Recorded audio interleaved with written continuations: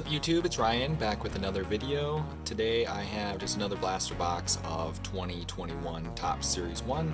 So you know the drill here, pretty common product out there right now. Here I went to a Target and they had absolutely nothing else, but they had a couple of these there, so it makes me think that they have printed a ton of this stuff, which is obviously true, but I think more so now this year than ever before. Just seems like it's one of those things where they're taking advantage of, you know, the number of people in the hobby right now, and I don't really have a problem with that, other than it kind of limits the amount of good cards you can get when there's so many of them. It's kind of hard to pull a serial numbered card, but still like it. Still like Series 1. I think there's a lot of rookies that have a lot of potential, and I think it could be one of those products that long term has a lot of value, probably more value unopened than open, but I don't like doing that. I can't do that. I like ripping too much, so we're just going to open and see what we get.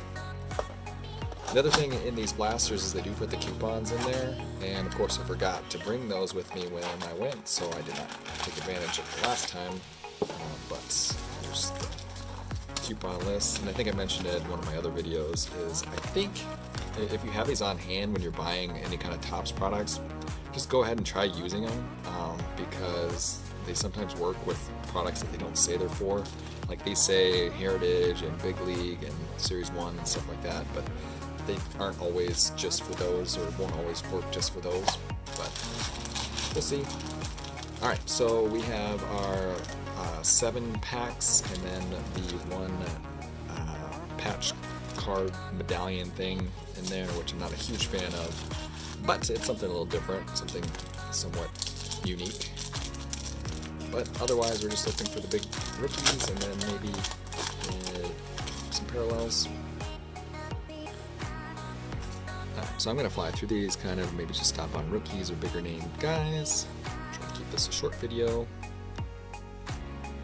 And if you saw my last video, I did 1987 Topps WWF cards. And I actually, after that video, I decided to buy a full box. There's a Boba Fett, and I ripped it and had a lot of fun with it, and that'll be my next video, split into 2 parts. There's a nice Tatis. And so look for that here soon.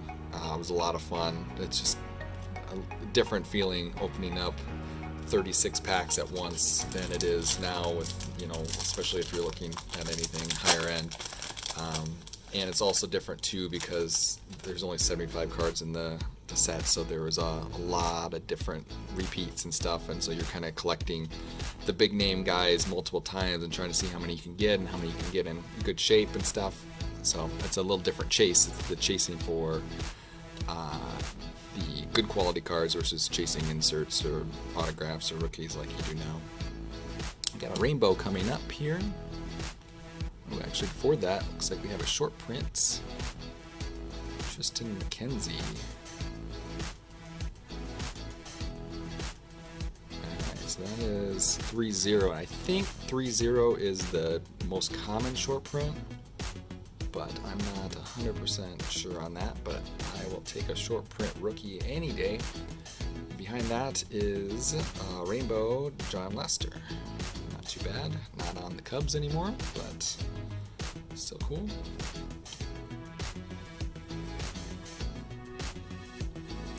Cody Whitley rookie. Yeah, just the hobby right now is so weird. It's kind of frustrating. I think anyone that's been around for a while is with me on this. Like, retail is just impossible to find. Too many people out that have networks of guys and are following the vendors around. And even when you do catch the vendor, you're gonna split stuff with 15 or 20 other people, and you have to wait there for a couple hours. It's just kind of crazy. And then I was in my LCS the other day because I needed to get some supplies, and just looking for like a pack to buy, and just nothing even made sense to buy. Like, everything was so expensive that it would just be like I might as well just go buy some scratch tickets at that point, because it's just crazy. Basketball, football, Baseball, not quite as much, but we're kind of in between seasons, so there wasn't anything that was really standing out to me in there. But it is what it is. I mean, you get to take the good with the bad. Like, obviously the good is it's pretty easy to sell cards right now on eBay, and prices are good. The other factor, which I talk about in the next wrestling video I do, the top 87 wrestling cards, is with PSA raising prices. I have no idea what that's going to do to the single card market. Like, I'm not looking as much at single cards on eBay as I was, because if I have to spend, on a minimum $20 now for PSA, and I still won't get that card back for a year, I mean, I might not be as likely to buy, random singles of guys that I think might maybe be good.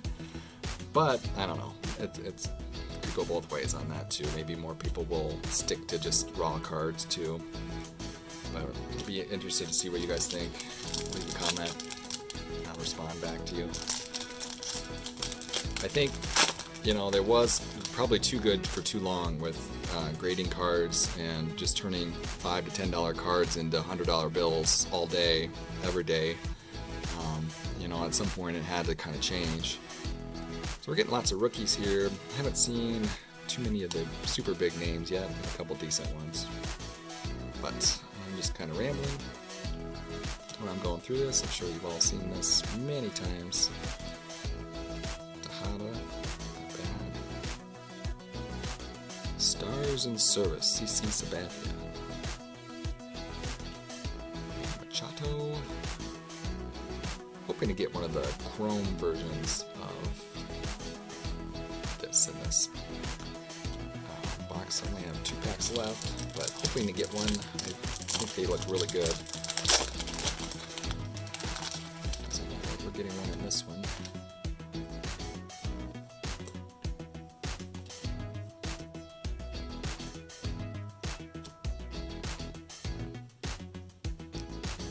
Rookie.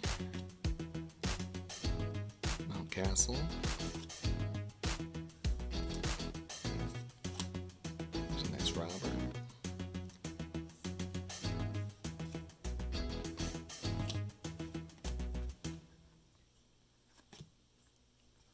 Alright, last pack before the anniversary card.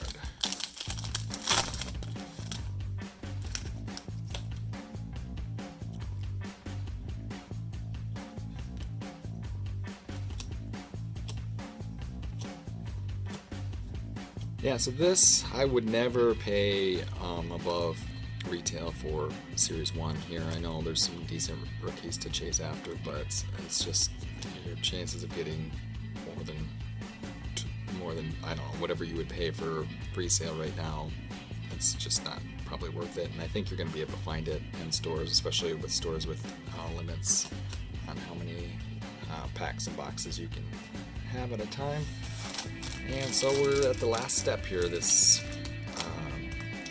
patch. It says patch card, but it's really just a little piece of synthetic metal material that is usually off-center too, I've noticed. And Miguel Cabrera. Yeah, see, look how wonky that looks. And compare it to the centering. So nothing really that great there. Recap real quick. Obviously the best card was this short print Tristan McKenzie. Don't know a ton about him. Obviously a pitcher. Really pretty good numbers there. That was his major league numbers too. But I will take it and go through a ton of different rookies and some basic inserts, but I didn't hit anything big. Did get the one rainbow foil of Lester. Didn't get any gold cards, which in the past you'd almost always get one gold numbered to the year 2021. But I think that's another piece of evidence that shows you how much of this they printed, where it's a little tougher to get golds in past years. But it's still fun, still kind of the go-to here. 1 in 27 packs for golds now, so it's like what, 1 out of like 4 or 5 boxes is gonna have a gold now, which is a little crazy. So what do you think? Do you like Topps? I like it a lot, especially, you know, with all these different products coming out now, and not so much with baseball, but with football and basketball.